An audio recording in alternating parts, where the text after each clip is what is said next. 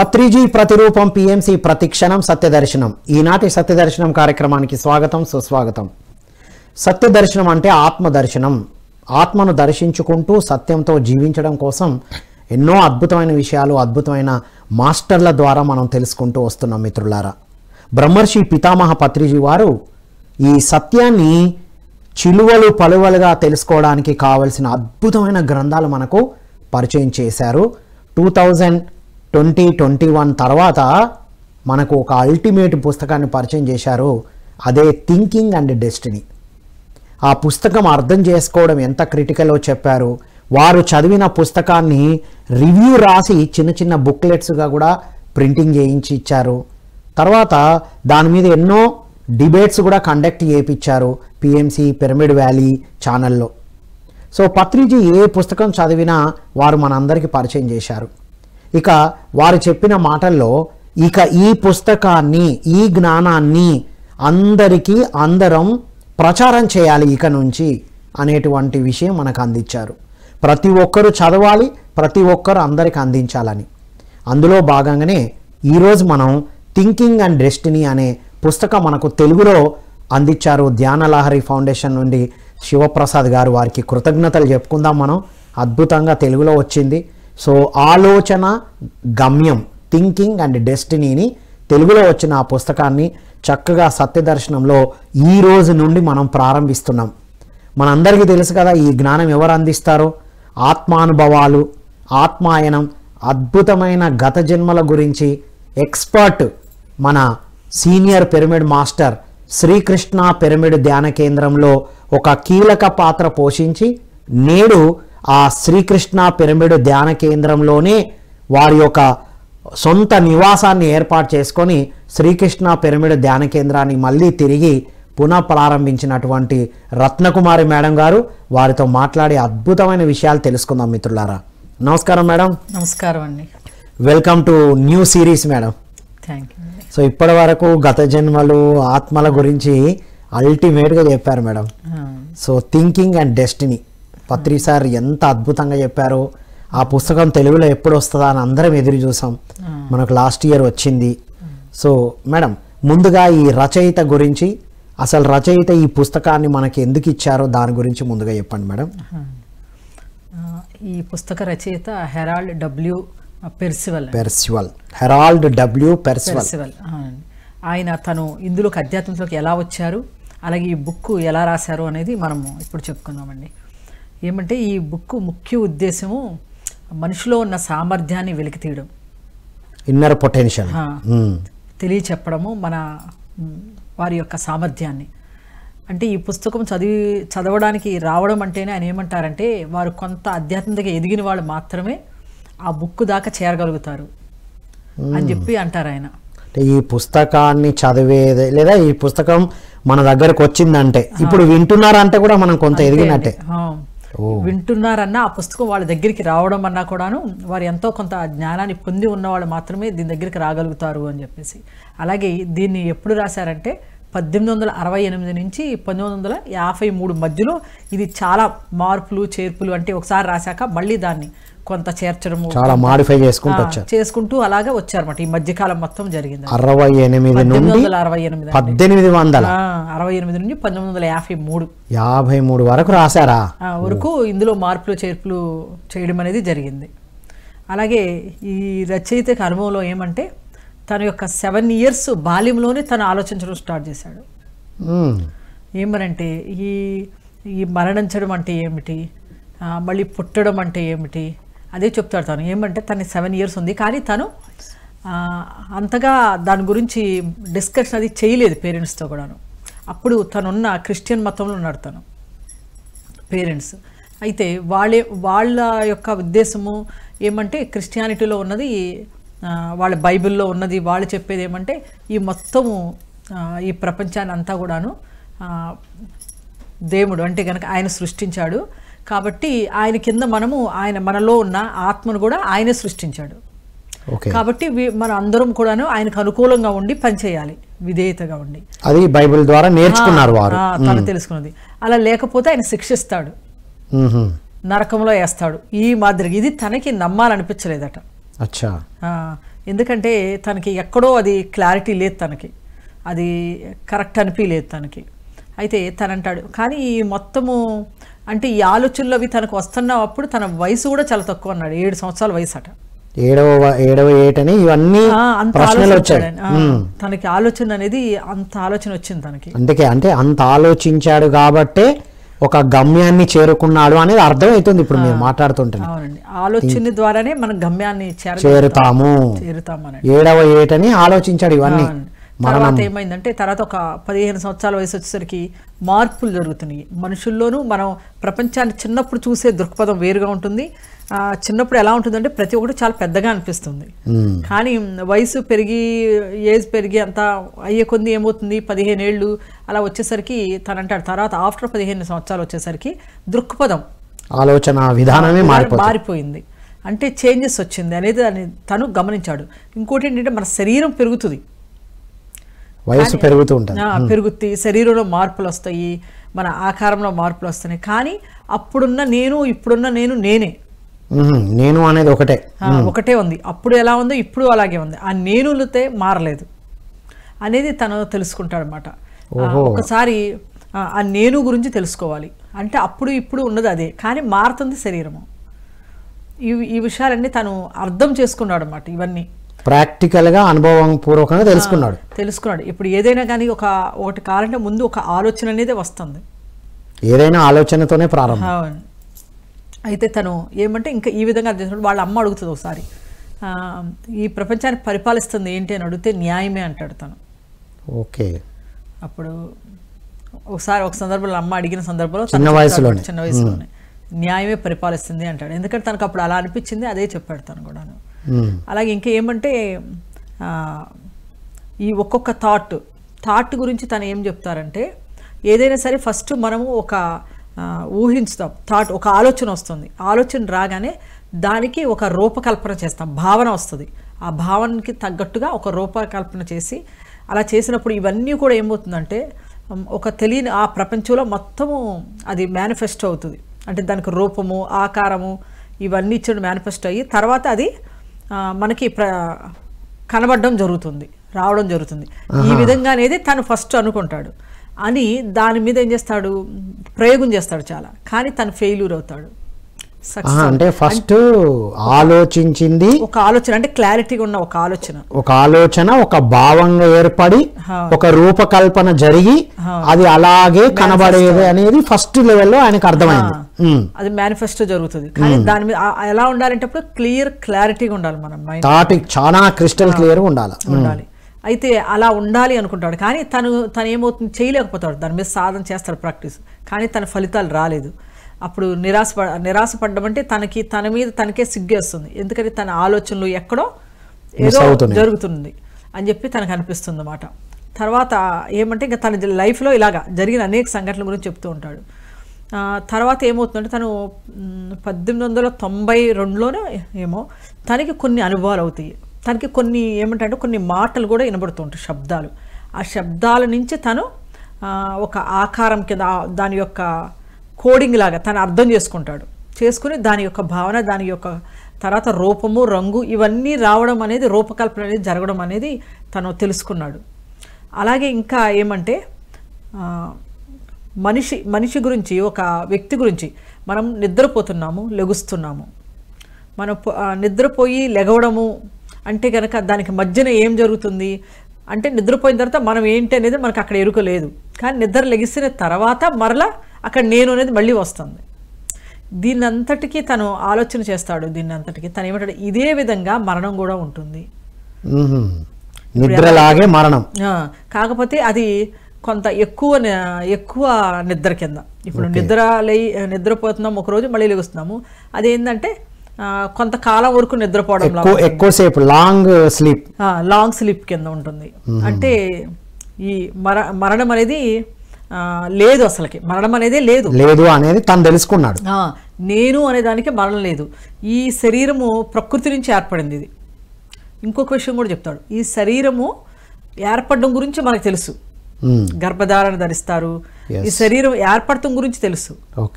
అలాగే దీనికి కొంతకాలం ఉంటుంది, తర్వాత మళ్ళీ ఇది వెళ్ళిపోతుంది అని కూడా మనకు తెలుసు. కానీ దానిలోకి నేను అనేది ఎప్పుడు వచ్చిందో తెలియదు. అది శరీరము పిండోత్పత్తి జరిగే వరకే తెలుసు మనకి. అవును, నేను అనే ఆత్మ ఎప్పుడు ఎంటర్ అయింది అనేది, ఎప్పుడు వచ్చింది అందులోకి అనేది దాని గురించి తెలియదు అని చెప్తాడు అనమాట. ఏమనంటే ఆ నేను అనేది సంవత్సరం పట్టొచ్చు, ఇంకా కొన్ని సంవత్సరాల తర్వాత కూడా రావచ్చు అని చెప్పాడు ఆయన. బాడీ కూడా రావచ్చు, శరీరం వస్తుందండి, కానీ ఆ నేను అనేది దాని లోపలికి వెళ్ళడం అనేది, ఆ శరీరంలోకి వెళ్ళడం అనేది ఒక సంవత్సరం పట్టొచ్చు, లేదా ఇంకా ఎక్కువ సంవత్సరాలు కూడా పట్టొచ్చు. ఎందుకంటే అది ఎప్పుడైతే ఆ నేను అనేది ఆ శరీరంలో ఉంటుందో అప్పుడు ఆ శరీరానికి సంబంధించిన ఎరుక ఉంటుందంట. మనకి ఈ శరీరానికి సంబంధించిన ఎరుక ఒక్కొక్కరికి 2 సంవత్సరాలు ఉండొచ్చు, 3 సంవత్సరాలు ఉండొచ్చు, ఒక్కొక్కరికి 5 సంవత్సరాల తర్వాతే ఉంటుంది. ఎరుక అసలు ఉండనే ఉండదు, ఎలా ఉంటారు అలాగే. ఎందుకంటే మనము చూసారా, మనము చిన్నప్పుడు నాకు గుర్తుంది అంటాము. ఏమంటే మన తాతను చూసాను, అది మనకు ఒక స్టేజ్ నుంచే గుర్తుంటుంది, దానికన్నా ముందు మనకు గుర్తుండదు. అంటే అక్కడి నుంచి నేను ఎంటర్ అయింది. అది ఇతను చెప్పేది.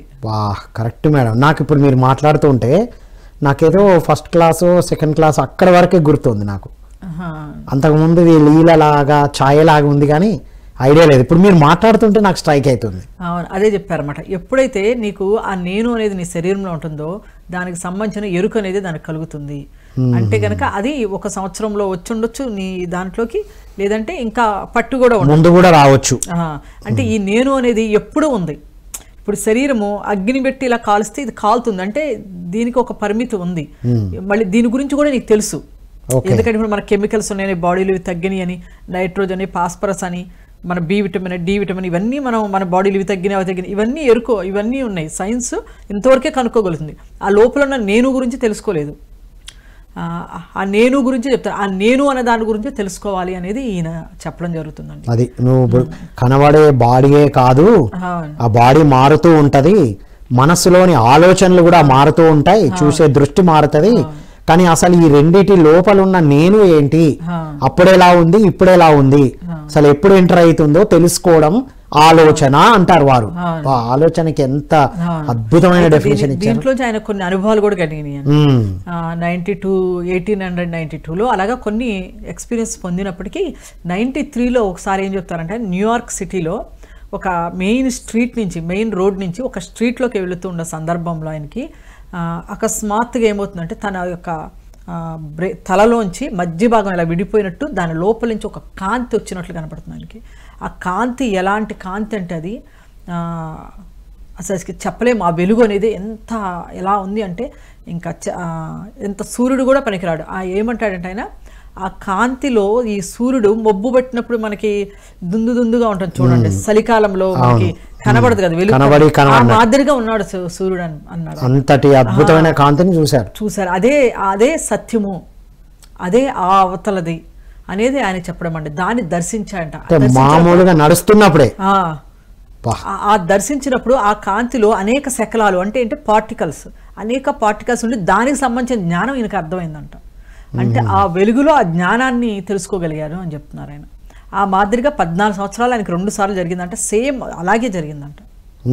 తల మధ్య నుంచి ఒక కాంతి వచ్చినట్టు విపరీతమైన. అసలుకి ఆయన ఏమంటాడంటే, నేను మాటల్లో దాని గురించి చెప్పలేను అంటాడు ఆయన. కాకపోతే అందుకున్న జ్ఞానాన్ని మాత్రం రాస్తున్నారు. కొద్దిగా చెప్పగలిగాను, కానీ నిజంగా నేను ఎలా దర్శించాను, ఆ వెలుగు అనేది ఎలా కనబడింది అనేది అసలుకి మాటలు చాలా తక్కువ మాట రావు అని చెప్తారు. ఆ అనుభవం, సత్యాన్ని తెలుసుకోవడం, ఆ అనుభూతి పొందింది ఎలా చెప్పగలం? చాలా బాగుందనే ఒక పదం వాడగలుగుతాం, కానీ అది మాటలకు అందని ఒక అనుభూతి అంటారు. వావ్ అని ఆయన ఏమంటారంటే, ఇంకా ఈ పుస్తకం మనకి ఏం తెలియజేస్తుందంటే, ఈ విశ్వం ఎలా ఆవిర్భవించింది అనే దాని గురించి, ఒక మనిషి యొక్క లక్ష్యం ఏంటి, ఇలా అనేక విషయాల గురించి ఈ పుస్తకం తెలియజేస్తుంది.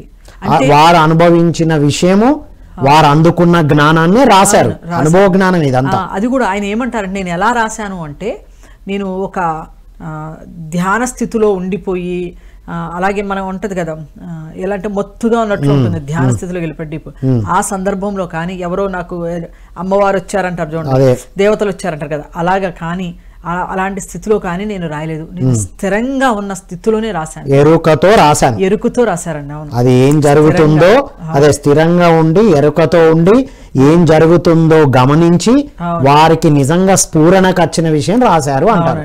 వావ్, ఇది ఇంకా డిఫరెంట్ ఎక్స్పీరియన్స్. ఆ. ఇంతకు ముందు గ్రంథాలన్నీ ధ్యానంలో వచ్చినవి, అవును. చెప్పబడ్డ విషయాలు అని విన్నాం మనం. అదే అంటారు ఈయన ఏమంటారంటే ఇది ఇందులో నేను లేదు అన్ను మన పురాతన సంబంధించిన కూడా ఉండొచ్చు, కానీ దీంట్లో ఏమంటే ఇంకా మీకు తెలుసుకోవాల్సింది చాలా ఉంది.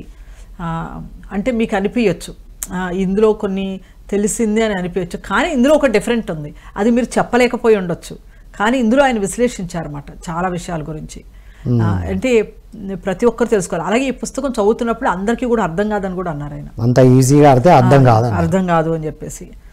అంటే ఇది ఎలా కావాలో ఆ జ్ఞానాన్ని అందుకోవచ్చు మనము. అంటే ఇది కొంచెం హైలీ నాలెడ్జ్ బుక్.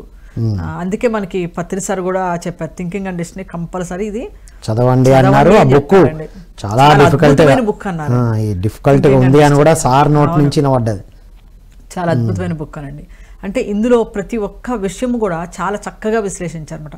మనము ఎలా ఉండాలి అని. ఆయన ఇంకొక క్వశ్చన్ వేస్తారు, నేను ఎవరు అనేది నేను చాలా మందిని అడిగాను. నేను అనేది ఎవరు అసలుకి అతను అడిగారంట. అతను చాలా మందిని అడిగారట. అడిగితే అందరూ ఏమంటారంటే ఆయన చాలా మందికి అసలుకి నేనే ఈ శరీరం అనుకుంటున్నారు. అందరూ కూడా ఎలా ఉన్నారంటే ఏ స్థితిలో ఉన్నారంటే నేనే శరీరం అనే స్థితిలో ఉన్నారు. వాళ్ళకి నేను ఎవరు అనేది వాళ్ళ స్ఫురణ కూడా లేదు, వాళ్ళకి ఒక థాట్ కూడా లేదు. అది ఎందుకు ప్రశ్న, నేను ఇదే కదా అన్న దాంట్లో ఉన్నారు చాలా మంది అండి. ఆయన అడిగినప్పుడు స్టార్టింగ్ లో ఆయన అందులోకి వచ్చి ఆయనకి ఎన్నో ఉంటాయి కదా, మొదట మనం వచ్చినప్పుడు మనకి ఎన్నో క్వశ్చన్స్ ఎన్నో రకాలు ఉంటాయి. అప్పుడు తను అడిగినప్పుడు ఎవరు కూడా చెప్పలేపారు. అందరూ కూడా చాలా మంది ఏమనుకుంటున్నారంటే ఈ శరీరమే నేను అనే భావనలో ఉన్నారు, ఇంకా శరీరానికి నాకు దానికి ఏమీ లేదు అని. అది 1800లో మళ్ళీ మనకు 19 తర్వాతనే కదా ఇవన్నీ వచ్చినాయి. 1900 మనకి 2000 తర్వాతే చాలా మందికి ఎరుకగలిగింది, కొంత ఎరుక వచ్చింది. దానికి ముందు చాలా కష్టపడవలసి వచ్చింది అసలు ఇలా చెప్పడం. ఎందుకంటే నేను ఇందులోకి వచ్చినప్పుడు నాకు కూడా తెలియదు, నేను వేరు ఈ శరీరం వేరు అనే ఒక థాట్ కూడా లేదు అసలుకండి.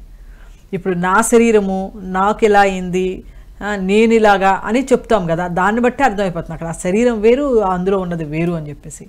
కానీ అంత ఆలోచన కూడా అప్పట్లో లేదు. ఈ ఆలోచనని రావడానికి 1990 తర్వాతే జరిగింది ఇది. అంతే 1990. ఇప్పుడు ఎంతో మంది 1990 తర్వాత అదే ఎంతో మంది మహానుభావులు భూమి మీదకి వచ్చి వారి సాధనతో వారు చెప్తూ ఉన్న ఆ విషయాలన్నీ మన కొంత అందుతూ అర్థమైంది. అలాంటిది ఆ కాలంలో అంటే ఇంకా ఎంతో కష్టంగానే ఉండాలండి. అలాగే తెలిసిన వాళ్ళు ఆ విధంగా రెస్పాన్స్ అయ్యే చెప్తే ముందు నమ్మాలి కదండి. ఈ శరీరం వేరు, నేను అనేది వేరు, ఆ నేను గురించే మనం తెలుసుకోవాలి అని. అంటే ఇంకో మాట ఏమంటారంటే ఈ మనకి ఒక జన్మ తర్వాత ఇంకో జన్మ కొనసాగుతుంది మనిషికి. మనిషి మొట్టమొదట చైతన్యం అంటే శుద్ధ చైతన్యం నుంచి వచ్చిన వాళ్ళే అందరూ కూడాను. కానీ వాళ్ళు చేసిన ఒక తప్పిదం వల్ల ఒక క్లోజింగ్ అంటే కనుక ఒక పరిమితైన ఒక శరీరంలో వచ్చి జన్మ తర్వాత జన్మ తీసుకుంటూ ఇలాగా ఇలా ఉండవలసి వచ్చింది, ఒక పరిమితికి లోబడి ఉండవలసి వచ్చింది. ఎందుకంటే వాళ్ళ యొక్క తప్పిదం మూలకనే అని చెప్తాడు ఈయన అందులో. వాళ్ళ తప్పిదం కారణంగానే కర్మలు క్లియర్ చేసుకోవడమేనా మన పదాల్లో. వారు అంటే ఒక శుద్ధ చైతన్యం నుంచి వచ్చిన తర్వాత వీళ్ళు చేసిన కొన్ని మిస్టేక్ వల్ల ఆ సోల్కి ఇలా ఒక పరిమితమైన శరీరంలోకి వచ్చేసింది, అంటే ఒక క్లోజింగ్ లోకి వచ్చేసింది, అంటే కొంత చిన్నదిగా అయిపోయింది. అపరిమితమైన శుద్ధ చైతన్యం నుంచి పరిమితమైన శరీరంలోకి రావాల్సి వచ్చింది. పరిమితమైన దాంట్లోకి వచ్చి తప్పిదం అన్నాడు ఇక్కడ. మిస్టేక్ వాళ్ళు అక్కడ ఆ శుద్ధ చైతన్యము నుంచి వచ్చిన తర్వాత తను నేనే అని అక్కడ ఒక ప్రక్రియతో ఒక రాంగ్ దాంట్లోకి నేనే అన్న ఒక దాంట్లో ఏమన్నా ఒక మిస్టేక్ లోకి వెళ్ళిపోయి అక్కడ నుంచి ఏమైందంటే అంతా నేనంటే అక్కడ ఒక పరిమితిగా వాళ్ళ ఇమాజినేషన్ కానీ ఏమన్నా కానీ అది అక్కడ ఏమైందంటే ఒక మిస్టేక్ ఒక రాంగ్లోకి వెళ్ళిపోయింది. రాంగ్ వేలోకి వెళ్ళడం వల్ల అలాగ జరిగిన వాళ్లే ఇలాగా ఒక పరిమితమైన శరీరంలోకి వచ్చేసి అదే నేను అనుకుని మళ్ళీ జన్మ తర్వాత జన్మ తీసుకుంటూ ఇలాగ కొనసాగింపు అనేది నడుస్తుంది. ఎప్పుడైతే మరలా నేను ఒక శుద్ధ చైతన్యాన్ని అని ఆ చైతన్యాన్ని విస్తరించుకుని ఆయన ఎప్పుడైతే తెలుసుకుంటామో అప్పుడు మరలా ఆ శుద్ధ చైతన్యంలోకే మనం కూడా వెళతాము అనేది ఇక్కడ చెప్పడం జరిగిందండి. అంటే అంతా మొత్తము అసలు సిసలైన మనం అది కానీ అక్కడ మనం ఉండాల్సిన విధంగా లేకుండా ఉండడం వల్లనే పరిమితికి లోబడి ఇవి ఇక్కడ నేర్చుకుంటున్నాం అంటున్నారు. వావ్. అవునండి. ఇక్కడ మరలా మనము మళ్ళీ దాంట్లోంచి మళ్ళీ వెళ్ళాలి అంటే అది ఆ ఎరుక అనేది కలగాలి, శుద్ధ చైతన్యాన్ని అనేది తెలుసుకోవాలి, అంత ఎరుక లెవెల్స్ ని పెంచుకోవాలి. ఇప్పుడు భూమి మీద మనలో అంత సామర్థ్యం కూడా ఉన్నది. ప్రతి ఒక్కరిలోనూ సామర్థ్యం ఉంది, ఆ సామర్థ్యాన్ని వెలికి తీయడం కోసమే నేను ఈ బుక్ రాశానని ఈయన అన్నారు. సామర్థ్యం ఉంది కానీ మనము దాన్ని స్ఫురణ లేదు మనకి, మనలో అంత సామర్థ్యం ఉందని. నేనేదో మామూలు మానవుని, నేనేదో మామూలు స్త్రీని, నేనేదో మామూలు చిన్న పిల్లవాడిని పురుషులుగాను జన్మలు ఇవన్నీ కూడా పరిమితిలోకి లోబడ్డాక అయ్యంట, లేకపోతే స్త్రీ పురుష అనేది కూడా ఉండదు కదా. ఆ శుద్ధ చైతన్యానికి ఏ డిఫరెన్స్ లేదు, ఏమీ ఉండదు కదండి. శుద్ధ చైతన్యమైన ఆత్మకి ఏ డిఫరెన్స్ లేదు, కిందికి విడబడి పరిమితికి లోబడ్డప్పుడే జెండర్స్ వచ్చింది. ఆ విధంగా జరిగింది. అలాగే ఈయనకి ఎప్పుడైతే ఒక అనుభవం కలిగింది అన్నాం కదా మనమండి, ఒక కాంతి లాగా ఆయన దర్శించారు ఆ కాంతిని. అప్పుడు ఆయన ఏమంటారంటే అక్కడ ఉన్న ఆ ప్రకృతి కొన్ని శకలాలు, అంటే శకలము అంటే ఇక్కడ ఒక పార్టికల్స్, అనేక పార్టికల్స్ ఆయన చూడడం జరిగింది, దాని నుంచి జ్ఞానం అనేది దొరికింది అన్నారు కదా. ఈయన ఏమంటారంటే ఆ పార్టికల్స్కి ఇక్కడ ఉన్న దీనికి మధ్యన తను ఆ కాంతికి మధ్యలో నేను ఒక ఎరుక అనేది ఉంది ఆయనకి. అచ్చా, ఒక ఎరుక అనేది తెలుస్తూ ఉంది నాకు అక్కడ, అంటే నేను ఆయన ఉన్నారు అన్నది ఎరుక అనుభవం పొందారు అన్నమాట. అలా పొందారు కాబట్టి అటువైపు ఉన్న ఆ జ్ఞానాన్ని రిసీవ్ చేసుకొని రాయగలిగారు కదా మేడం. లేదంటే అందరిలాగే జన్మతో ఉన్నారు వారు కూడా, అందరిలాంటి శరీరంలోనే ఉన్నారు, అందరూ వింటున్న సబ్జెక్టే వింటున్నారు. దేవుడే సృష్టించాడు, అంతా ఆయనే, మనం ఆయనకు అంకితమై సరెండర్ అయి ఉండాలి అనే సబ్జెక్టే వింటున్నారు. అయినా సరే ఆయన ద్వారా అందించబడాలి కాబట్టి ఇది అందించబడ్డదేమో. అలాగే ఆయన ఏమంటారంటే తనకు చాలా తపనుండేది, ఫస్ట్ తెలుసుకోవాలి ఈ నేను ఎవరు, నేను తెలుసుకోవాలి. దీనికి ఎవరు కావాలంటే తను విన్నాడట, ఏమనంటే భారతదేశంలో ఈ జనన మరణం గురించి ఎవరికి తెలుస్తుంది, ఈ జననం ఏంటి మరణం ఏంటి ఎవరు చెప్తారు అని ఆయనకి చాలా తపన ఉందంట, వెతుకుతున్నారు అనమాట. ఎవరి దగ్గర తెలుసుకోవాలి ఇది, అది ఎవరు చెప్పగలిగి ఉంటారు. దాదాపు తనకు తెలిసిన వాళ్ళలో ఎవరు దొరకలేదు తనకి అక్కడ. అప్పుడు తనకి ఒక ఏమంటారు న్యూస్ పేపర్ లో ఒక న్యూస్ వచ్చిందట, బ్లావట్స్కీ అని ఒక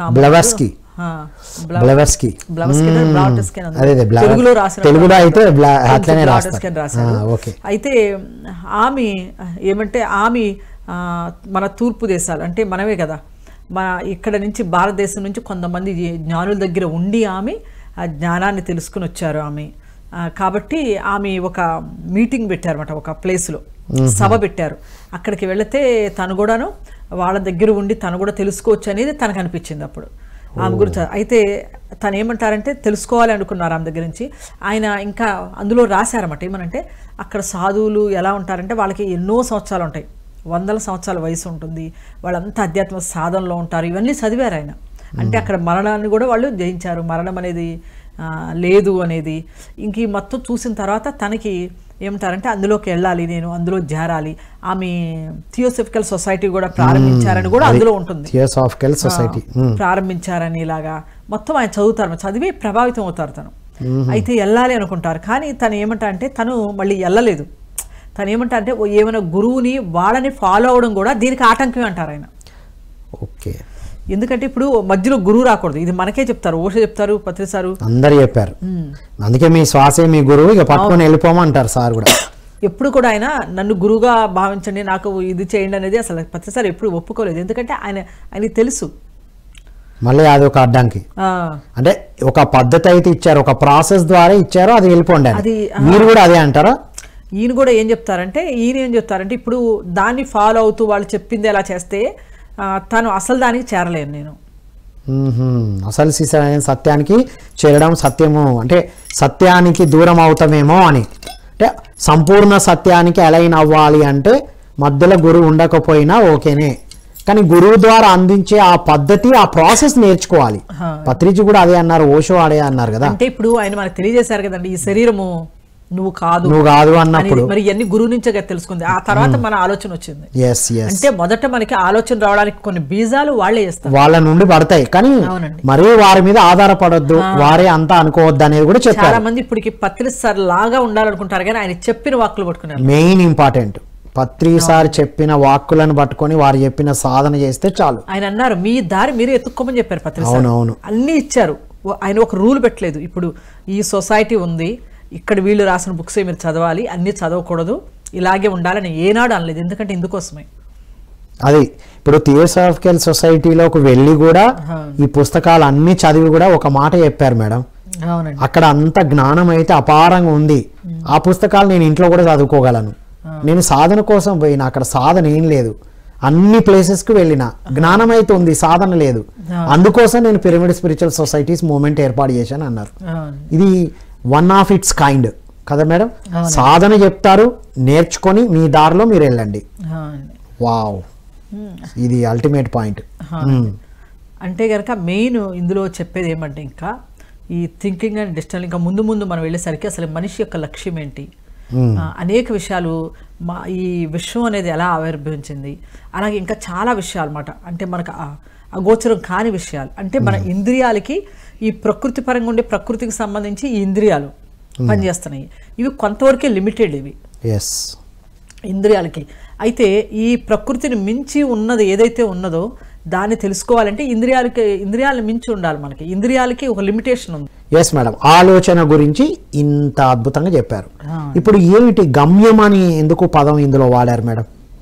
థింకింగ్ అండ్ అంటే మన ఆలోచన ఎప్పుడైతే చేస్తామో అప్పుడే దాని గమ్యాన్ని చేరగలుగుతాం. ఆలోచన, థాట్ త్రూ ఆలోచన ఉంటేనే గమ్యాన్ని చేరుకోగలుగుతాం. ఆలోచనే లేనప్పుడు గమ్యం ఎక్కడ ఉంటుంది? ఆలోచనే అనేది లేదనుకోండి, అసలు మనకి అప్పుడు ఒక నావ సముద్రంలో వెళ్ళేటప్పుడు దానికి ఏ దిశలో వెళ్ళాలి ఏమీ లేకపోతే అది ఎలా పడితే అలా వెళ్తుంది. ఎక్కడైతే రాళ్ళకి గుద్దుకోవచ్చు, అది తుఫాన్ వస్తే కింద కూడా పడవచ్చు. మన జీవితం కూడా అలాగే అయిపోతుంది, అలాగే ముగిసిపోతుంది కూడా, మనకు తెలియకుండానే ముగిసిపోతుంది. ఎన్నో జన్మలు అలా ముగిసిపోయినాయి కూడా. అవునండి, అలా మనం కూడా ఎన్ని జన్మలు వచ్చాం పోయామో తెలియదు కదా. అయితే ఇందులో ఇంకోటి ఏమంటే ఎవరినైనా అడిగినప్పుడు అసలుకి మనం ధ్యానం చేస్తాము పిరమిడ్ దాంట్లో, అలాగే ధ్యానం చేసే సంస్థలు కూడా చాలా ఉన్నాయి. అయితే మనము ధ్యానం ఎందుకు చేస్తాము, ధ్యానం చేయడం వల్ల ధ్యానము ఎందుకు చేయాలి, ఎందుకు చేస్తామంటే చాలామంది కామన్గా ఉండేది ఏమంటే మనము మన జీవితాన్ని ఆనందంగా జీవించడానికి, ఆ మాదిరిగా ఉండడం కోసం, ఆనందంగా ప్రశాంతంగా ఉండడానికి ధ్యానం అనేది ప్రాపంచికంగా ఏదైతే కోరుకుంటున్నామో అది దీని ద్వారా వస్తుంది అని. ఇంకా కొంతమంది ఏమంటే మనకున్న రోగాలు పోవడానికి, ఆర్థికంగా ఇబ్బందులు తొలగడానికి, ఇలా రకరకాలుగా ధ్యానం అనేది ఉపయోగపడుతుంది. ధ్యానం చేయడం వల్ల అవన్నీ జరుగుతాయి అని చెప్పేసి ధ్యానం చేస్తున్నారు. ఇవన్నీ కూడా ఏంటి ప్రాపంచికానికి సంబంధించినవి, భౌతిక. మీరు అంటారా ఆ మాట? ఇందులో వీరు చెప్పిన దాంట్లో భావం అది, ఇందులో భావం. ఓకే, ఏమంటే ఇవన్నీ కూడా ప్రాపంచిక లాభాలు ఇవి మనం, కానీ ఆయన ఇంకా హైలీ చెప్పారు. ఆయన ఇచ్చారు ఏమంటే మనకి మన లోపల ఉన్న చైతన్యాన్ని విస్తరించుకోవాలి, అది మెయిన్ ఇంపార్టెంట్, మెయిన్ అండి. అయితే ఇప్పుడు మనం ఏ స్థితిలో ఉన్నామో దాన్ని బట్టి ఇందులో ఏమంటారంటే ఈ పుస్తకం మొత్తం మనకి చెప్పిన తర్వాత దాన్ని బట్టి మనం ఎలా ఉన్నాము, ఏ స్థితిలో ఉన్నాము, మనం ఏం తెలుసుకోవాలి అనేది మనకే తెలుస్తుంది అంటారు ఆయన. ఈ బుక్ చదివిన తర్వాత ఈ పుస్తకంలో వివరించిన దాన్ని బట్టి మనమే అర్థం చేసుకోగలుగుతాము ఏ స్థితిలో ఉన్నాము, ఇంకా ఎంత ఎదగాలి. ఏమంటే మనం ఎలా ఉన్నాము, నిజంగా శుద్ధ చైతన్యంతో కూడి ఉన్నామా, మనము ఇంకా ప్రాపంచికంగానే ఉన్నామా, మనం ఏ స్థితిలో ఉన్నాము అనేది ఎలా తెలుస్తుంది అంటే దానికి ఒక ఎగ్జాంపుల్ అన్నమాట. ఓషో చెప్పారు అది, దాన్ని నేను ఇందులో చెప్తున్నాను. అంటే మనం అర్థం చేసుకోవడం, మీరు ఓషో చదివింది ఇక్కడ గుర్తొచ్చింది పాయింట్, చెప్పండి, ఏం పర్లేదు. ఏమంటే అక్బర్ సంస్థలో తాన్సేన్ ఉన్నారు, ఆయన సంగీత విద్వాంసుడు. తాన్సేన్ చాలా మందికి తెలిసే ఉంటుంది. అయితే ఆ తాన్సేను సంగీతాన్ని వాయించినప్పుడు ఆయన పాడుతూ ఉంటే అది వినడం అనేది ఎలా ఉంటుందంటే అసలుకి అందరూ మైమర్చిపోతారట, ముగ్ధులైపోతారు. ఏంటంటే తన్నే మర్చిపోతారు. అక్బర్కి చాలా ఇష్టం అన్నమాట తాన్సేన్ యొక్క సంగీతము, ఆయన పాడింది వినడం అంటే అద్భుతంగా ఉంటుంది అన్నమాట. ఆయనే మర్చిపోతాడు అన్నమాట అక్బర్ కూడాను. అంత అమృతంలో అంత బాగా ఉంటుంది. అయితే తనకి ఒకరోజు ఏమవుతుందంటే అక్బర్ అంటాడనమాట, తాన్సేన్ నువ్వు ఎంత అద్భుతంగా వాయిస్తున్నావు, ఎంత అద్భుతంగా పాడుతున్నావు, అసలుకి ప్రతి ఒక్కరు ఎలాంటి వాళ్ళని అక్కడికి వెళ్తే అది వింటే వాళ్ళే మైమర్చిపోతారు. ఎంత బాగుంది కదా, మరి నీ గురువు ఇంకా ఎంత బాగుండి ఉండాలి, అది నువ్వే ఇంత అద్భుతంగా ఉన్నావు కదా, నీకు నేర్పించిన గురువు ఎలా ఉండాలి, ఒక్కసారి నీ గురువుని చూడాలనిపిస్తుంది అని చెప్తే తాన్సేన్ అంటాడు అది మీకు తీరదు అని చెప్తాడు అన్నమాట. మీకు అది తీరని కోరిక అంటాడు. ఎందుకనంటే ఆయన ఎలా అంటే ఆయన ఎప్పుడు వాయిస్తాడు, ఎప్పుడు పాడతాడో ఎవరికి తెలియదు. ఒకటి ఎవరినైనా చూసాడంటే ఆయన ఆపేస్తాడు, ఆయన పాడడం. ఆయన ఎప్పుడు అంటే ఒక్కొక్కసారి రాత్రిపూట కూడా ఆయన పాడుకుంటాడు. ఆయన ఒకవేళ మీరు వినాలి అంటే మరి మీరు రాత్రిపూట వెళ్ళాలి, అది కూడా దొంగతనంగా అది ఎవరో చూస్తున్నారు గమనిస్తున్నారు అంటే ఆయన పాడు, ఆయన కోసం ఆయన పాడుతూ ఉంటాడు, మనం వినాలి. అది కూడాను మరి మీరు దొంగతనంగా వెళ్ళాలి, మళ్ళీ చాటుగా వెళ్ళాలి. ఒక రాజు మహారాజు, ఆయన రాజు కదా, చాటుగా వెళ్ళాలంటాడు. వెళ్ళాలి అంటే అది మీకు అవ్వని పని, వద్దు అంటాడు. అంటే అక్బర్ లో ఇంకా కుతూహలం పెరుగుతుంది, ఇంకా అలాంటి వాళ్ళని చూడాలని ఇంకా కుతూహలం పెరిగింది. లేదు మనం వెళ్దాము అంటాడు. అన్న తర్వాత ఒక రోజు వీళ్ళు వెళ్ళడం జరుగుద్ది. వెళ్ళిన తర్వాత ఏం చేస్తారంటే కొంత దూరంలోనే వీళ్ళు చెట్టు చాటును ఉంటారన్నమాట. అక్కడ ఏమవుతుందంటే తాన్సేన్ గురువు ఆయన అప్పుడు రాత్రి చాలా వీళ్ళు ఎన్ని గంటలు 3-4 గంటలు వెయిట్ చేస్తారు అలాగే ఉండి, ఆయన ఎప్పుడు సంగీతాన్ని ఎప్పుడు పాడతాడని ఎదురు చూస్తారు వీళ్ళు. తర్వాత ఎప్పుడో రాత్రి పూట ఆయన పాడడం స్టార్ట్ చేస్తారు. ఆయన అసలుకి అది వింటే తనంట అసలుకి ఈ ప్రపంచంలో ఇక్కడ లేనే లేడంట అక్బర్, అసలు ఈ ప్రపంచంలో లేరు, అలా ఉందంట అసలుకి అమోఘం అంటే అసలుకి ఇంకా చెప్పలేకపోతాడు. అసలు అక్కడ అలాగే ఉండిపోయారు వాళ్ళు. ఇంకా తెల్లారుతూ ఉండగా అప్పుడు ఆయన ఆపేసినప్పుడు వీళ్ళకి నెమ్మదిగా ఓష్ వస్తుంది. అప్పుడు అక్కడి నుంచి వెళ్ళడం జరుగుద్ది. అలాగా మౌనం అయిపోతాడు ఆయన. ఇంకా అక్బర్ ఒక్క శబ్దం మాట్లాడు తాన్సేన్తో, ఇద్దరు మౌనంగానే వెళ్తారు. వెళ్ళి ఆ ప్యాలెస్ ఆ లోపలికి వెళ్ళిన తర్వాత తాన్సేను తిరిగి వెళ్ళిపోవడానికి అని అక్బర్ ముందుకు వెళ్తాడనమాట. ఆయన తన మహల్లోకి 4 అడుగులు వేసి వెళ్ళిపోతాడు. వెళ్ళిన తర్వాత వెనక్కి తిరుగుతాడు. తాన్సేన్ అని పిలుస్తాడు. తాన్సేన్ వెళ్ళడానికి తిరిగినప్పుడు తాన్సేన్ అని పిలవగానే అప్పుడు అంటాడనమాట ఒక మాట, ఏమనంటే, తాన్సేన్ నువ్వు ఆయన దగ్గరే నేర్చుకున్నావు కదా, నీదే అమోఘం అనుకున్నాను నేను, కానీ నీ గురువు తిన్న తర్వాత నీది అసలు ఏమీ కాదని అర్థమైంది నాకు. మరి నీ గురువు అంత బాగా అంత అమోఘంగా ఆయన పాడడం అనేది అసలు ఉంది కదా, మరి నీకెందుకు రాలేదు అని అడుగుతాడు ఆయన. అంతకు ముందేమో ఏమి విన్నప్పుడు ఇందే గొప్ప అనుకున్నాడు అని అంటే అప్పుడు చెప్తాడనమాట, ఏమనంటే ఆయన దానికి తిని దానిలో వ్యత్యాసం, ఈయన డబ్బు పరపతి అన్నీ దొరుకుతున్నాయి, దానికోసం చేస్తున్నాడు ఈయన. అది తాన్సేన్ ఒక ఆస్థాన గాయకుడుగా తనకి ఏం దొరుకుతుంది, డబ్బు దొరుకుతుంది, పరపతి దొరుకుతుంది, దానికోసం తను చేస్తున్నాడు. కానీ ఆయన తన యొక్క తన్మయత్వంలో తన యొక్క శుద్ధ చైతన్యంతో తను ఎవరి కోసం, ఆ పరమాత్ముడి కోసము తను అలాగ పాడుతున్నాడు అంతే, తానే అది అయిపోయాడు అక్కడ. ఏ ఆశించకుండా ఎవరి కోసం కాదు, తన కోసం తను పాడుకున్నాడు.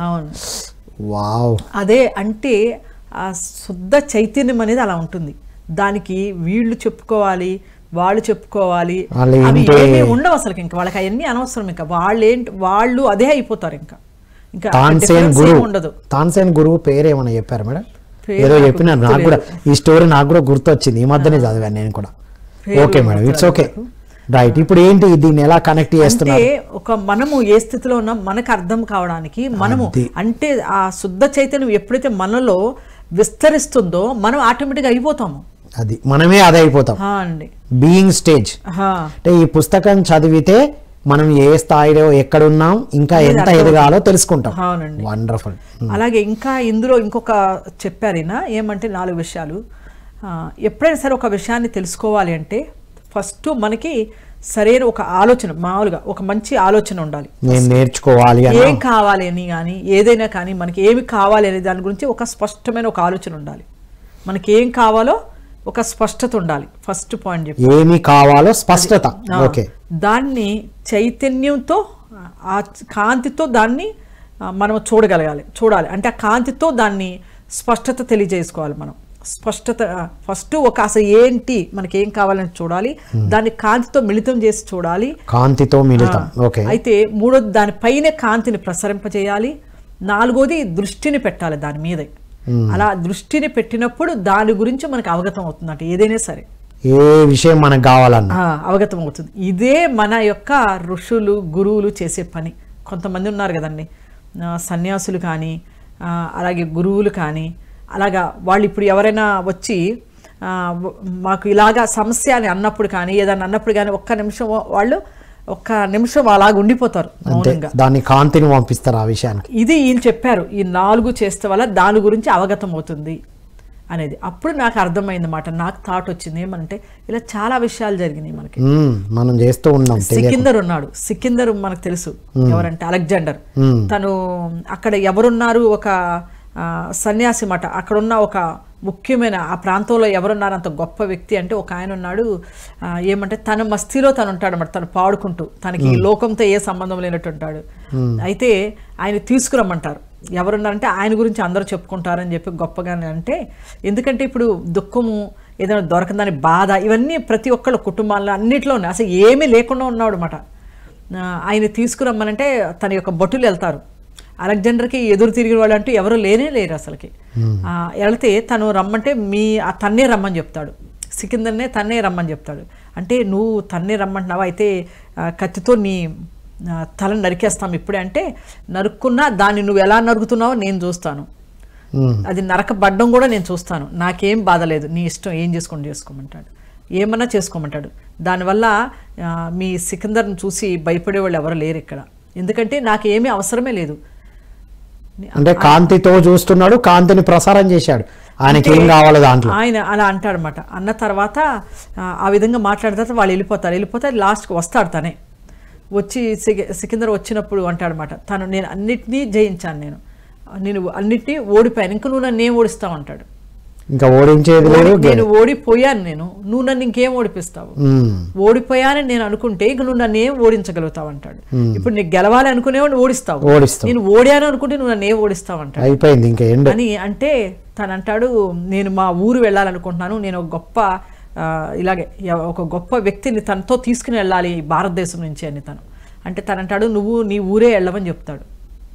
ఆయనకి చెప్తాడు, నువ్వు మా అమ్మ కోరిక, నేను మా అమ్మని చేరాలనుకుంటున్నాను, నా కోరిక అది, మా అమ్మ దగ్గరికి వెళుతూ ఇలా తీసుకుని వెళ్ళాలని తను అనుకుంటాడు. అప్పుడు అంటాడు, నువ్వు మీ అమ్మనే చూడమంటాడు, నువ్వు మీ అమ్మ దాకా చేరవు నువ్వు అంటాడు. ఓకే. అంటే చూడండి ఆయనకి ఎలా తెలిసింది ఆ విషయం, అంటే కాంతితో అనుసంధానం. ఎందుకంటే ఒక క్షణము వాళ్ళ చూడగానే వాళ్ళ గురించి అవగతం అవుతుంది. అలా అని వాళ్ళు అందరిని తెలుసుకోవాలనుకోరు, న్యాచురల్ గా తెలుసు. ఎగ్జాంపుల్ పత్రిజీ మేడం, నేను ఈ ప్రపంచం అంతా ధ్యానమయం చేయాలి అనుకున్నారు, క్రిస్టల్ క్లియర్, ఇంకేది వద్దు నాకు, ఎన్నిసార్లు చెప్పారు, ఒక థాట్ ని మేనిఫెస్టో అయిపోయింది. అది దాన్ని క్వాలిటీగా కాంతిలోకి చూశారు, ఆ విషయాలకు కాంతిని పంపించేశారు. ఇప్పుడు చూస్తే ఎంత స్ప్రెడ్ అయింది, ఆ కాంతిలోనే మనం ఉన్నాం, అదే మనకు డౌన్లోడ్ అయింది. సో ఏ విషయానికైనా క్రిస్టల్ క్లియర్గా ఒక థాట్, ఆలోచన ఉండాలి, దాన్ని కాంతితో చూడాలి, దానిపైన కాంతిని పంపించాలి, దాని మీద ఫోకస్ పెట్టాలి, ఏదైనా జరుగుతుంది. వండర్ఫుల్. ఇంకేం చెప్తారు మేడం నెక్స్ట్ అని దీని గురించి చెప్తూ ఇంకా అనేక విషయాలు చెప్పడం జరిగిందండి. ఇంకా మనం ముందు ఇంకా దీనికి సంబంధించిన విషయాలు, ఇంకా ముఖ్యమైన విషయాలు ఇంకా తెలుసుకుందాము. అంటే ఇక్కడ ఏమంటే ఎవరికైనా ఎలా తెలుస్తుంది అంటే ఎరుకు స్థితిలో, అంటే దానికి నేను ఇది ఎగ్జాంపుల్ గా ఎలా తెలుస్తుంది తన గురించే కాదు అన్ని విషయాలు ఎట్లా తెలుస్తాయి. ఎందుకంటే అసలు వాళ్ళు ఉన్నదే శుద్ధ చైతన్యంగా వాళ్ళు అయిపోయారు. ఆ చైతన్యం వాళ్ళలో, ఆ చైతన్యమే ఉంది. ఈ శరీరము మనకులాగే ఇంకా ప్రాపంచిక స్థితి అనేది వాళ్ళలో లేదు, దానికి అంత ముఖ్యత కూడా లేదు. శుద్ధ చైతన్యంతో ఉన్నప్పుడు, క్రిస్టల్ క్లియర్ ఉన్నప్పుడు మొత్తం ఆ కాంతి ప్రసరిస్తుంది కదా, అన్ని తెలుస్తుంది, అప్పుడు తెలుస్తాయి వాళ్ళు. కానీ దాన్ని గమనించాలి, దాన్ని ఒక ఆలోచన దానికి వచ్చిందంటే దాని గురించి తెలుసుకోవాలి, ఆ జ్ఞానం వీళ్ళకి అందేస్తుంది. అంతకుముందుకు మనం చెప్పుకున్నాం కదా, ఆ చైతన్యము, ఆ ఎనర్జీ, ఆ శక్తి, ఆ కాంతి అనేది పడగానే ఆ శకలం అని వాడారు అక్కడ. శకలం అంటే మనం కూడా అన్ని శకలాలే కదా, ఇంకా పార్టికల్స్ అన్ని కూడా ఆత్మశకలమా అంటారు. అలా ఆ మొత్తము దేని మీద కాంతి పడుతుందో దాని గురించి కావాల్సిన జ్ఞానం కావాలంటే అది అందిపోతూ ఉంటుంది వాళ్ళకి. ఇప్పుడు అందరూ సంగీతం కావాలి, లేకపోతే ఇప్పుడు విద్యార్థులు ఎగ్జామ్ రాస్తున్నారు కదా, వారు రాసే ఎగ్జామ్ మీద ఒకసారి కాంతిని పంపిస్తే దానికి సంబంధించిన జ్ఞానం అందుతుంది. అంటే వీళ్ళు ఆ స్థితిలోకి వెళ్ళాలి, అంటే సాధనతో వెళ్ళాలి. ఇప్పుడు నేను ఆధ్యాత్మికంగా ఉన్నతంగా ఎదగాలనే ఒక క్రిస్టల్ క్లియర్ థాట్ ప్రతి ఒక్కరికి ఉన్నది కదా మేడం. పిఎంసి చూస్తున్నారంటేనే నేను ఆధ్యాత్మికంగా ఉన్నతంగా ఎదగాలి, ఇది క్రిస్టల్ క్లియర్. దానికి కాంతిని పంపిస్తే అన్ని విషయాలు ఏం చేయాలో, ఎలా వెళ్ళాలో అర్థం చేయబడుతుంది. వావ్, దానికి మంచి ఒక లైవ్ కేస్ స్టడీ కూడా ఇచ్చారు. సో ఆలోచన, గమ్యము, దీని గురించి చెప్తారు. ఇంకా టైం ఉంటే ఉంది మేడం, చెప్పండి. ఇంకొకటి బుద్ధుడు జీవితంలో జరిగిన ఒక చిన్న విషయం చెప్పుకుందామండి. బుద్ధుడు అనేక ప్లేసెస్కి తిరుగుతూ ఉండేవాళ్ళు. ఆయన మనకు తెలుసు కదా, శిష్యులతో కూడి ఆయన అనేక ప్లేసెస్కి వెళ్ళి అక్కడ ఆధ్యాత్మిక ప్రవచనాలు ఇస్తూ అక్కడ వాళ్ళ యొక్క శిష్యులకి అక్కడే వాళ్ళు ఏమంటే భిక్షాటన చేయడము అవన్నీ జరుగుతూ ఉండేది. అలాగే ఒకసారి సావస్త్రి అనే ప్లేస్కి వెళ్ళడం జరుగుతుంది. అక్కడికి వెళ్ళినప్పుడు ఒక చెట్టు కిందకి వెళ్తాడు అనమాట. అక్కడ నదీ తీరానున్న ఒక చెట్టు కింద బుద్ధుడు ఆయన యొక్క శిష్యులు ఉండడం జరుగుతుంది. అక్కడ ఆనందుడు ఉంటాడు, బుద్ధుడి యొక్క శిష్యుడు. అక్కడ ఉన్నప్పుడు అక్కడ ఏమవుతుంది, ఆ నదిలోనే ఒక యువకుడు అక్కడున్న ఆ తీరంలో ఎంతో ఆనందంగా పారవస్యంగా ఆ యువకుడు అక్కడ ఏమంటే అప్పట్లో మనకి పడవలే సామాన్లన్నీ తెచ్చుకోవడానికి జరిగేది ఒక ప్లేస్ నుంచి ఇంకో ప్లేస్కి. తను కూడా ఆ యువకుడు కూడాను ఒక పడవలో చాలా సామాన్లు పట్టుకొచ్చుకుంటాడు అనమాట. పట్టుకొచ్చి సావస్తి నగరంలో ఇక్కడ అమ్ముతాడు చాలా ఎక్కువ రేటుకి. అమ్మినప్పుడు ఏమవుతుంది, తనకి లాభం వస్తుంది. ఆ ఆనందంలో ఉంటాడు తను.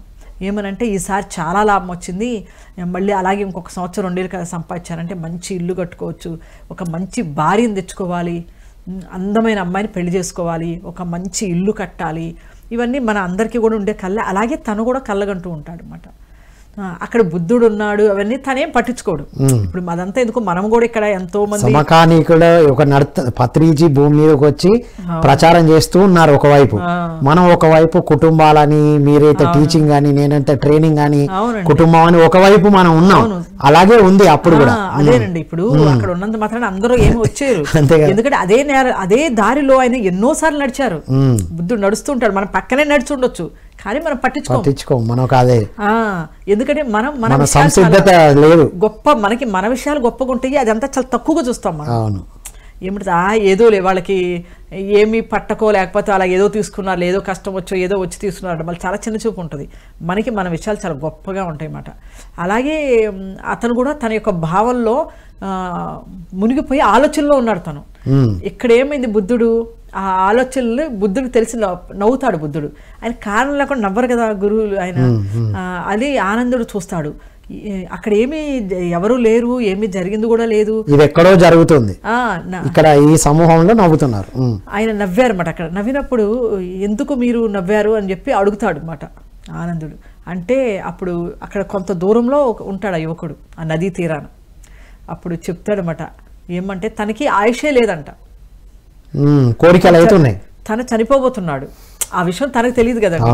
తను యువకుడు కాబట్టి మంచి భార్య కావాలి, మంచి ఇల్లు కట్టుకోవాలి, ఈసారి ఇంకొక 2 ఏళ్ళు కనుక నేను ఈ వ్యాపారం ఇలాగే చేశానంటే నాకు ఇంకా మంచి లాభాలు వస్తాయి. ఇప్పుడు మనం ప్రాపంచికలు ఉండే వాళ్ళందరూ కూడా అదే కదా, ఈ సంవత్సరం ఇలా చేస్తాం, నెక్స్ట్ ఇయర్కి ఇలా ప్రణాళిక, సేమ్ అదే జీవితం ఇప్పుడు గడుపుతున్న జీవితమే.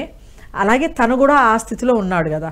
అప్పుడు తినికి నవ్వొచ్చింది అన్నమాట. అంటే మరణం అనేది ఆసన్నమైంది తనకి, కానీ తనకి ఆలోచనలు, తనకి ఏమంటే తన లోపల కోరికలు ఇలాగా ఎన్నో ఉన్నాయి, భావనలు ఎన్నో ఉన్నాయి, కానీ జరుగుతున్నది ఒకటి, అక్కడ ఉండే భావనలు వేరు, నిరంతరం ఆపోజిట్ లో జరుగుతున్నాయి. అదే ఈయన కూడా అంటారు, మనం ఆలోచిస్తాము కానీ అక్కడ మనకి వేరేగా జరుగుతూ ఉంటాయి. కొన్ని ఆలోచనలు చేస్తూ ఉంటారు మనుషులు, కానీ ఇక్కడ మనకి భూమి మీద ఎలా ఉంటే దానికి ఆపోజిట్ లో జరుగుతుంది. దీనికి కారణం ఏంటి, ఇవన్నీ రీసెర్చ్ చేయడం జరిగింది. అంటే ఈ పుస్తకం ద్వారా తెలుసుకుంటాము అని మనం ఏంటిది ఒకటి పుస్తకంలో ఆయన అంటారు ఇవన్నీ చెప్తారు, సామరస్యం లేదు, మన ఆలోచనలు ఒక రకంగా ఉన్నాయి, ఇక్కడ జరుగుతుంది వేరేగా ఉంది, సంఘటనలు జరిగేటి వేరే, సంఘటనలు వేరుగా ఉన్నాయి, ఇక్కడ ఆలోచన వేరుగా ఉంది, ఈ రెండింటికి పొంతన ఎందుకు లేదు అనేది కూడా ఆయన ఆలోచించారు. పర్పస్ ఆఫ్ లైఫ్ వేరు, ఆలోచిస్తున్నది వేరు, జరుగుతున్నది వేరు, ఈ మూడిటికి అనుసంధానం చెప్పారు ఇందులో. వండర్ఫుల్ మేడం, సూపర్, మంచి డీకోడ్ చేశారు. చివరికి ఏమంటే ఇలాగ చెప్పగానే అప్పుడు ఆనందుడు వెళ్ళి తనతో చెప్తాడు అనమాట, నీకు ఇంకా ఎన్నో రోజులు లేదు, ఇంకా 7 రోజుల కన్నా ఏమో ఎక్కువ తను జీవించడం అని చెప్పినప్పుడు, తను ఇప్పటికైనా నువ్వు తెలుసుకో అని చెప్పినప్పుడు తను వచ్చి అంతకు ముందున్న ఆనందము అన్నీ ఎగిరిపోయినాయి, ఇంకా కన్నీళ్లతో వచ్చి బుద్ధుడి దగ్గర పడతాడు. ఇక అప్పుడు అంటే ఇక్కడ మరణం అనేది ఒక భయంకరమైనది కాదని వీళ్ళకి తెలుసు, వీళ్ళు అనుభవంలో ఉన్నారు కాబట్టి. అప్పుడు ఆయనకి చెప్పినప్పుడు తను బుద్ధత్వాన్ని స్వీకరిస్తాడు ఆ యువకుడు ఇంకా ఆఖరి దశలో. అంటే రియలైజ్ అయ్యి ఇంకా అంటే చూడండి అప్పుడున్న ఈ ప్రాపంచిక ఆనందం అంతా కొట్టుపోయింది, క్షణంలోనే ఒకే క్షణంలో వెళ్ళిపోయింది. అంటే చూడండి, ఒక ఆలోచన మనిషిని ఎక్కడి నుంచి ఎక్కడ దాకా తీసుకు ఇప్పటిదాకా ఆలోచించిన విధానం ఒకలాగా తీసుకెళ్ళింది. అవునండి, ఈ సత్యం పిలవగానే మళ్ళీ ఆలోచన వెంటనే మారిపోయింది. ఎంత ఆలోచన మన గమ్యానికి ఎలా మార్గం, ఈ ఆలోచన భావాలకి ఊహలకు దారితీస్తే, ఈ భావాలకి దారితీస్తే ఇక్కడ చూడండి మరి ఈ అసలు సిసలైన జ్ఞానము తన నిజమైన గమ్యానికి చేర్చింది. వండర్ఫుల్ మేడం, చాలా అద్భుతమైన విషయాలు ఈ డీకోడ్ చేసి చెప్పడం కూడా బాగుంది ఇవాళ. Thank you so much madam. Thank you అండి. మిత్రులారా, విన్నాం కదా ఆలోచన గమ్యం ఎందుకు ఈ పుస్తకం వచ్చింది, ఏం తెలుసుకోబోతున్నాం, మొత్తం టోటల్ జీవితం గురించి తెలుసుకోబోతున్నాం. ఆలోచన గమ్యాన్ని ఎలా సృష్టిస్తుంది, రైట్, అండ్ తన కోసమే తను ఎలా ఉంటాం, మరణం అంటే ఏంటి, ఈ విషయాలు కొన్ని ఇవాళ ఇంట్రొడక్షన్ ఎపిసోడ్ 1 మాత్రమే. ఇలా నంబర్ ఆఫ్ ఎపిసోడ్స్ వస్తూనే ఉంటాయి. మేడం గారు ఒకటి టేకప్ చేస్తే కంటిన్యూగా చెప్తూనే ఉంటారు. కాబట్టి చూస్తూనే ఉండండి. ఇది మళ్ళీ చూడండి. తెలుగులో మనకు ఆలోచన గమ్యం అనే పుస్తకం ఉంది. ఇంగ్లీష్ చదవాలనుకున్న వారు థింకింగ్ అండ్ డెస్టినీ పుస్తకం ఉంది. చదవండి, ఇటు వింటూ ఉండండి. అందరికీ బోధిస్తూ ప్రచారం చేస్తూ ఉందాం అని కోరుకుంటూ పిఎంసి ట్రస్ట్కి సహాయ సహకారాలు అందిస్తున్న అందరికీ థ్యాంక్ యూ.